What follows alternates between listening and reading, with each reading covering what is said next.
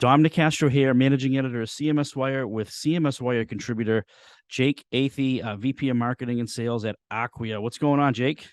Hi, Dom. How are you? Good to be here today. Yeah, it's great to be with you too. I mean, you've been contributing for CMSWire for a while, and I wanted to get you on the horn here because I loved your column. It's a real personal touch about your old days as an intern in the early part of the century and staying with the same company. I mean, talk about Jake Athey's like great resignation.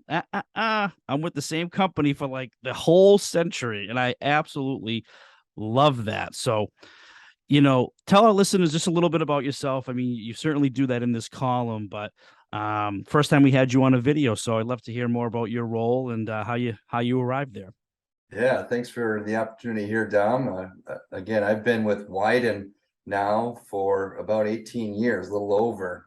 And I started as a marketing intern for Widen back in 2004. And so really before the rise of social media and the iPhone and everything we know about this great space that is MarTech today, and have had the honor and privilege to be marketing technologies to marketing professionals like yourselves since the dawn of the MarTech era. All this time with Widen, who was acquired by Acquia in late 2021, and so it's been quite a journey to be with Widen, and then even more of a ride to continue this journey as part of Acquia. Yeah, and, it's so common now. I wish I had stats in front of me, but you feel like you see, I mean, a marketing job. I mean, how long does the average marketing person stay in a marketing role? And you just blew up those numbers with 18 years at the same company, and I love it. Um, Staying with a company that long, almost 20 years now, tells me a couple things. Tells me one, you probably love the people you work with, and two, you just believe in what you do. That's absolutely true. I love the people I work with is no doubt very much true. From my fellow leaders to the team that I've been honored to build and surround myself with, to great colleagues across the country that have been part of building the Widen brand that now step forward to help become one with Acquia. And it's been a remarkable journey. And I feel like as maybe the average marketing uh, you know person stays in their role for maybe 3 to 5 years. I've had the opportunity to be in roles for 2, 3 to 5 years to then build on that and have the opportunity to encompass some additional responsibilities and learn and gain new skills and take on new opportunities to continue this adventure from my time from a marketing coordinator to a digital marketing manager, focused on all things digital, to then bringing the sales ranks under my responsibility, to then looking out for all that is our customer experience with marketing, sales, customer success, and professional services, to now join Acquia and focus on the blend of marketing and sales with the Widen business unit that is part of the Acquia marketing cloud of solutions that is DAM and PIM, and then other marketing cloud solutions that include our customer data platform. So I find this opportunity to continue to marketing technologies quite invigorating because it's constantly changing for marketers, and it's my job to stay ahead of that pace of change, to know how best to support and advise our teams and our customers to make the most of our marketing technologies and the investments they make in marketing technology, so that we can properly market, sell, and serve the customers that we are honored to work with these best of breed and best in class point solutions, as well as the ultimate combination that is manifested as the digital experience platform, which I find is one of the grandest stages in the MarTech space, because we have the opportunity to be part of digital transformations, which I know have accelerated, picked up, and taken on new shapes, particularly in the last 3 to 5 years, and accelerate even more since the pandemic of 2020. Yeah. You know, one of the things that stands out about starting as an intern, you always remember sort of like that first assignment, you know. I think, you know, my first assignment at a college newspaper, right? Because I've been in journalism my whole career. You know, I just went to like an orientation and I saw the newspaper guys there. I'm like, I want to write for you. And they're like, they gave me an article assignment right that day. And it was on a new fitness center, right? In the school. Like, tell us about it? How much did it cost? What kind of equipment they have there? Give me, do you remember like one or two assignments back in the day when you first started as an intern, what you had to do with marketing, in addition to getting the coffee, as they say? It's so perfect you asked that, because one of the things that really led me to Widen, and I'll never forget the words from who was our then VP of Sales and Marketing, Matthew Gonring, who later became Widen's CEO and now Mm. General Manager at Acquia. He's been my my boss for this 18-year journey. Oh I remember one of the man. things that drew me to Widen was his approach, and just his message to me was, you could go to the other company and make coffee and file papers. You can come here and do some real marketing. And I remember the projects he gave me, and it wasn't just one project, but I remember the handful of things that I worked on that summer that gave me the skills that I've continued to build on throughout my career with Widen. And it included what I'll describe as sales support, but having to design the pitch deck and the demo experience for what became our digital asset management platform. And this was really before SaaS-based demos became so common in the Mm. world that we're in now. And so I was part of designing the demo for our DAM solution before DAM really became an established category. And then I was also part of doing a lot of competitive research and diligence on the DAM space to understand just how it will come to be with regards to the other players involved. I also remember putting together a direct mail campaign. Now, if Yeah.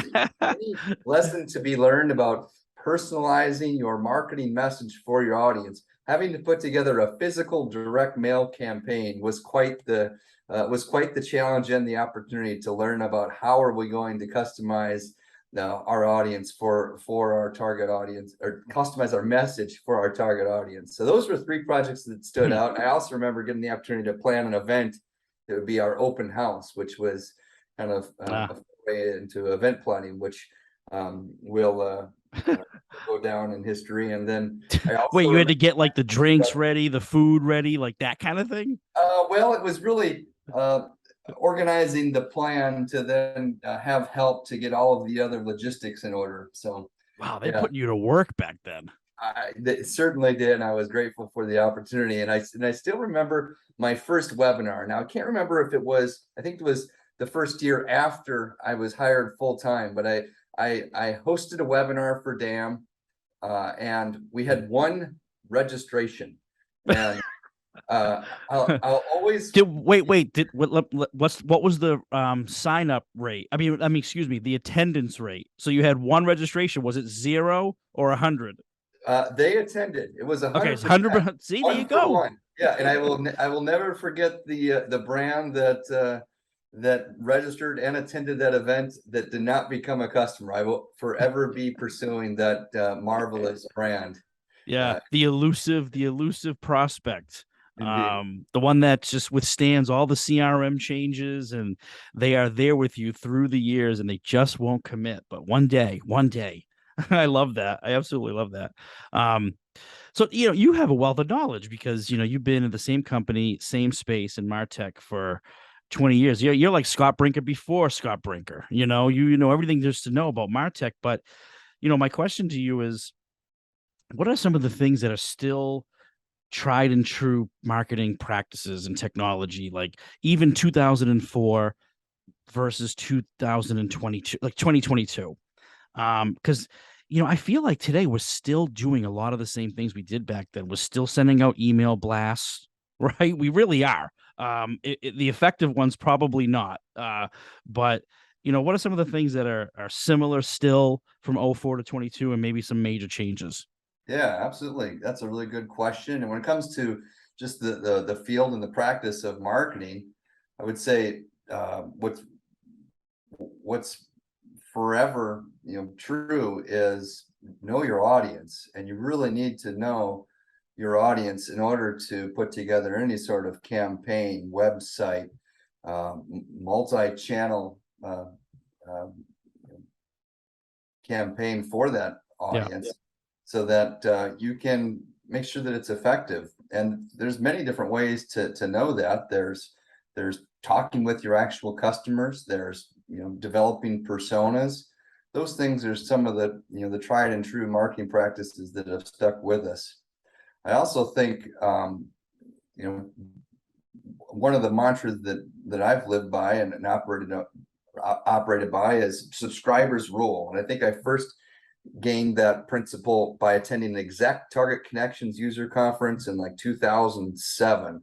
And that mentality has stuck with me. And that's essentially not only knowing your audience, but giving your audience what they want, and always be delivering value that they want to subscribe to. And don't give them anything more, and don't give them anything less, meaning every opportunity you have to connect with your customers should be adding value. And don't be just sending mass blast because you can, but because you really truly want to deliver value to your customers. Those are two things that stand out as to what's been true then that continues to be true now within the practice of marketing.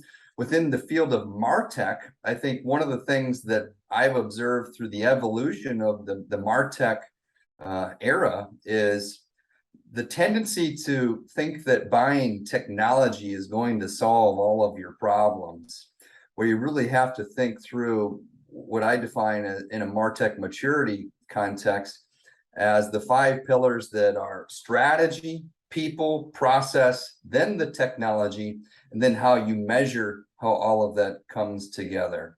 And that has been true for the entire 15-year run I've seen in the MarTech space. And I think that continues to be as important as it ever was, especially as we enter this time of, say, economic uncertainty, where every investment has to be considered and proven. And the way to make sure that you consider and prove that investment is to ensure that you're connecting in the people, the process, the strategy, and the measurement to your technology investments, whether that's a new investment or renewing your existing investments, or perhaps even looking at ways to consolidate your stack.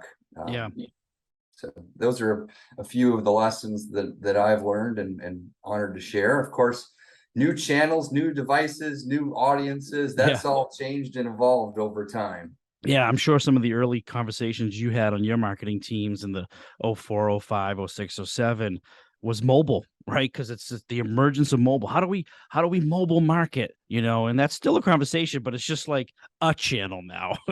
Like the mobile, the smart device. That is not the topic du jour. It was back then, 100%. Hey, Jake, I want to end on this one. In your story, I think you had a great line, and maybe you can expand upon it. You said customer experience is the brand, and the brand is customer experience. I think that kind of encapsulates marketing, branding, what have you, at its core. Yeah, that's absolutely right. That's another mantra that I've come to live by in my career, that the opportunity and the responsibility of branding is to deliver and foster the type of customer experience where it allows customers to get the most value out of the relationship. And really the brand, the reflection of the brand comes in the form of the customer experience and the quality of that experience. And so it's right in line with great power comes great responsibility for me as a marketer, that in order to deliver the best possible brand experience, we have to deliver the best possible customer experience. That's true about marketers having great power, all that access to the customer database. You have that great power, right? Like, oh, man behind the curtain, but it's got to have value, right? It's when you're disseminating communications like that, it's got to have value. And it's amazing when you're talking about that customer experience. I'm thinking through it. I'm like, in a 40-hour work week, I wonder if someone could say they actually spent more time talking with customers than they did their own team. Who can say that? Probably none of us. Right. Right. It's always weighed towards the talking with your own team. And we need to do much better at tipping that scale. Yeah, well said. Yeah. That's one of the things that to me, it's like a vitamin. You should be talking with a customer at least once a day to get their perspective. hear about their challenges, to understand their needs, to best understand how the solutions that we as marketing technologists provide to customers, so that it can only enhance how Yeah. we deliver the marketing, the service, and the experiences that we deliver. Well, Jake Athey, VP of Marketing and Sales at Acquia, formerly known as Widen, acquired recently. Great talking with you, and I kind of compare your run. You're like you're the New England Patriots of marketers. You've been in that run of success for that long. Just like my good old New England Patriots have done, the shirt underneath the shirt there. So I don't want to end it there. I just want to give you one quick shout out opportunity. Who's your football team? The Green Bay Packers are Okay. my team, but long time, I guess, respect for the Patriots and what they've established. I do like Tom Brady, so Okay, good. Yeah, fan. whatever, Tom. Thank you, Jake, for joining us. Looking forward to more CMS Wire articles and contributions. Thank you.